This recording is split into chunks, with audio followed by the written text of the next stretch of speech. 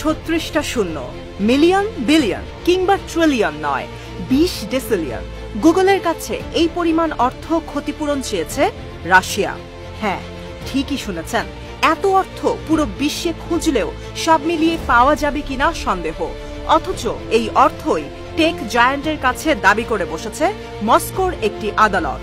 পুরো বিশ্বের জিডিপি প্রবৃদ্ধিও নেই এই অঙ্কের আশেপাশে, কিন্তু সার্চ ইঞ্জিন গুগলের অপরাধ কি?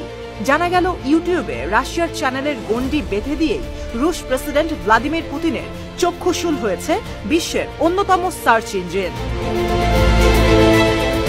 যদিও অবাস্তব অঙ্কের এই অর্থ চাওয়ার পর ক্রেমলিন নিজেই সংবাদ মাধ্যম এনবিসিকে বলেছে এটা একটা প্রতীকী মূল্য। ইউক্রেনে যুদ্ধ চালিয়ে যেতে তাদের তহবিলে অর্থ প্রয়োজন, কিন্তু অর্থ গুগলকে দিতেই হবে। অথচ এই অর্থ গুগলের বাজার মূল্য 2 লাখ কোটি ডলারের ধারে কাছে নেই। এমনকি আন্তর্জাতিক মুদ্রা তহবিলের কাছেও 110 লাখ কোটি ডলার রয়েছে, যেখানে শূন্য 36টি নয়, মাত্র 13টি। রাশিয়া গুগলের কাছে দাবি করেছে 20 বিলিয়ন ট্রিলিয়ন ডলার। বিশ্ব অর্থনীতিও এই আকারের কাছে নিতান্তই ক্ষুদ্র। গুগলের প্রতিষ্ঠাতা ল্যারি পেজ ও সের্গেই ব্রিন রাশিয়ার এই জরিমানা কাণ্ডে হতবাক হয়েছেন, যদিও এখনো আসেনি আনুষ্ঠানিক বক্তব্য। ক্রেমলিন বলছে গুগল যদি অযথা তাদের প্ল্যাটফর্মে রুশ বক্তা, সম্প্রচার কর্মী কিংবা ইউটিউবারদের নিষিদ্ধ না করত, এত বড় জরিমানার মুখে গুগলকে পড়তেই হতো না। এর মধ্যে রাশিয়ার রাষ্ট্রীয় সংবাদ সংস্থা টাস দিয়েছে আরো জ্বালাময়ী তথ্য। জরিমানা বাড়ছে, কারণ পরিশোধ করা না হলে প্রতিদিন এই জরিমানা দ্বিগুণ হচ্ছে। ক্রেমলিন মুখপাত্র নাকি এটাও অবলীলায় স্বীকার করেছেন এই অঙ্ক তিনি উচ্চারণও করতে পারেন না, কিন্তু তার দাবি গুগল কর্তৃপক্ষকে এই বিষয়ে মনোযোগ দিতে হবে। এই মামলাটি শুরু হয় 2020 সালে, যখন গুগল রাশিয়ার ভাড়াটে সেনাবাহিনী ওয়াগনার গ্রুপের ইয়েভগেনি প্রিগোজিন আর রুশ ব্যবসায়ী কনস্ট্যান্টাইন মালোফিভের সঙ্গে সম্পৃক্ত চ্যানেল ব্লক করে দেয়।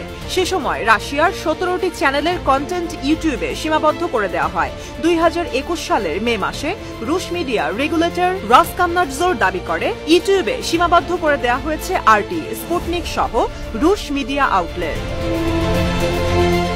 2022 সালে ইউক্রেনে রাশিয়ার পুরোদমে সেনা অভিযান শুরুর পর আরও অনেক রুশ চ্যানেল বন্ধ করে দেয় গুগল। ইউক্রেনে সেনা অভিযান নিয়ে নিষিদ্ধ কন্টেন্ট প্রকাশ করার দাবিতে 2022 সালের জুলাইতে গুগলকে 21 বিলিয়ন রুবল জরিমানা করে রাশিয়া। অথচ রাশিয়াতে গণমাধ্যমের কোনো স্বাধীনতা নেই। রুশ আদালত গুগলকে 9 মাসের মধ্যে 9 লাখ রুবল পরিশোধ করতে বলে। শর্ত ছিল প্রতি সপ্তাহে দ্বিগুণ হতে থাকবে এই জরিমানার অঙ্ক, যার আকার হবে ধারণার বাইরে। গুগলের বিরুদ্ধে সিদ্ধান্ত নিতে সমর্থনের জন্য তুর্কি, হাঙ্গেরি, স্পেন আর দক্ষিণ আফ্রিকার আদালতেও আপিল করে রাশিয়া। জুনে দক্ষিণ আফ্রিকায় গুগলের সম্পত্তি জব্দ করে দেশটির উচ্চ আদালত। বুধবার শেয়ার বাজারে গুগল চাঙ্গা থাকলেও এই খবর চড়াও হওয়ার পর কমে যায় গুগল স্বত্বাধিকারী অ্যালফাবেটের শেয়ারের দর।